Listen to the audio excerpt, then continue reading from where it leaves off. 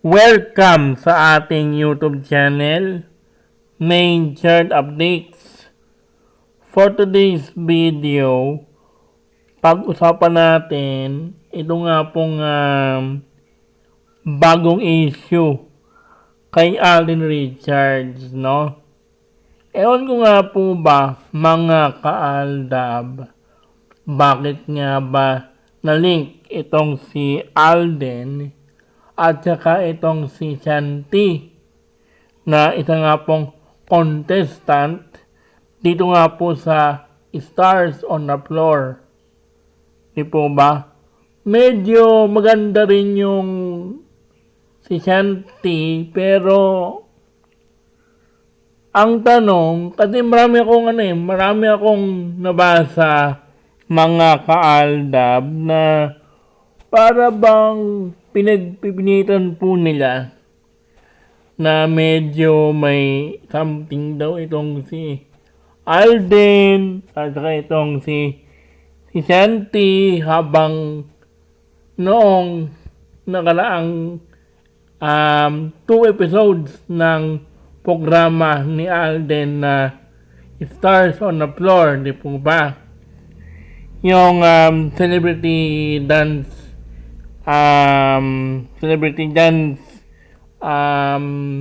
contestant, di po ba? Kasi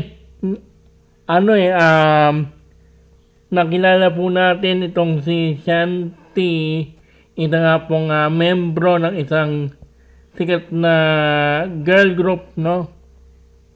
Tapos ewan ko nga po ba, bakit parang bakit may mga tao talaga na maipinit lang itong si Alden sa mga babaeng nakasama niya sa mga teleserye or mga pelikula, no? Punad nga po ni Catherine Bernardo. Dahil nga po ba hindi na masyadong pinag-uusapan yung Catherine Bernardo at saka itong si Alden. Oo, aminin ko, may mga chismis pa rin, pero or mga balibalita patungkol nga po kina Alden at saka kay Catherine, pero medyo hindi na ganoon ka pinag-uusapan, hindi na ganoon ka mainit, no, na pinag-uusapan yung mga ganap kina Alden or kay Catherine, no? Yung para bang may mga lumalabas na, di ba, alam naman natin na tungkol nga po kay Catherine Bernardo at saka yung kay Mayor Mark Alcala, di ba, na mga spotted na pangyayari o mga ganap kay Catherine Bernardo at saka kay Mayor Mark. Pero may mga tao talaga na may pasok lang itong si Alden doon sa kwento ni Catherine Bernardo o ni Mayor Mark Alcala. Dahil nga po hindi naman masyadong pinag-uusapan po ngayon, nainipan naman ng iba na bakit daw hindi raw pag-usapan itong sina Alden Richards at itong si Shanti na membro nga po ng isang girl group, no? Hindi ko na nga po pagnitin dito, pero alam ko naman na alam po ninyo yung kung anong girl group kung saan kabilang itong si Shanti, mga kaaldab. Dahil nga po nabanggit na nga po ito ni Alden o ng GMA noong nag-umpisa yung Stars on the Floor, no? Tandaan po natin na contestant lang itong si Shanti at yun lang po yung kanyang trabaho doon, or sumali nga po siya doon para ipamalas or ipakita ang kanyang galing sa pagsayaw. Di po ba?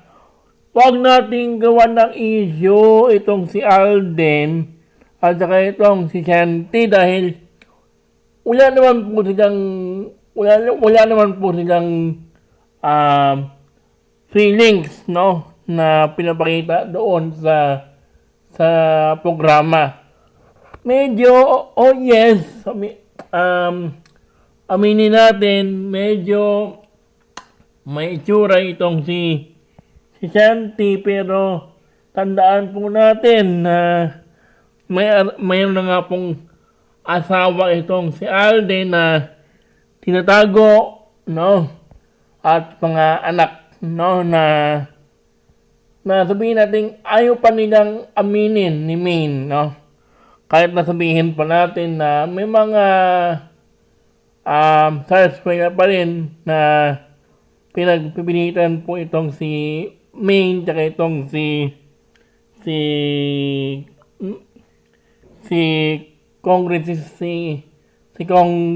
congressman, 'di ba?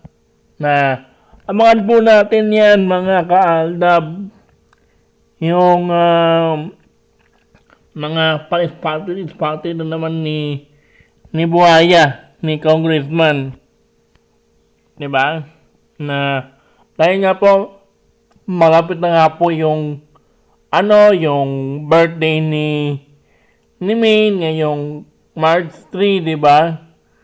Sigurado po ako na may mga party na naman yan, may mga birthday parties na magaganap, no?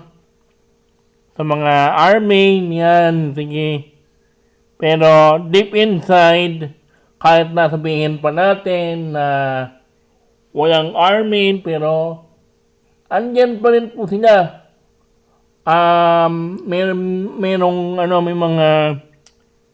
mga fans pa rin po sila na naniniwala sa mga pakulo ng grupo ng Sarsuela, mga kaaldab, no. Pero tandaan po natin na itong show ni Alden, no, maganda to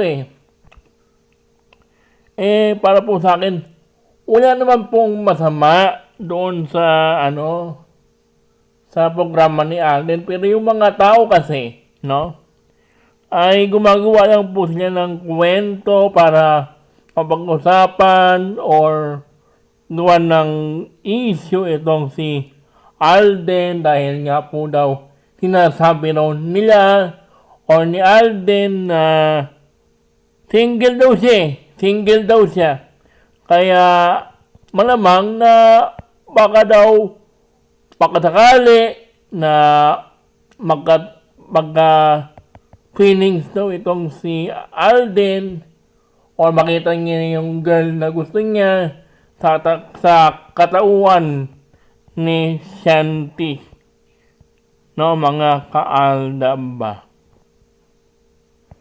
Bago tayo magtapos, mga kaaldab, ay gusto ko lang pong sabihin sa inyo, gusto ko lang pong malaman ang inyong komento patungkol dito sa issue ni Alden at saka ni Shanty.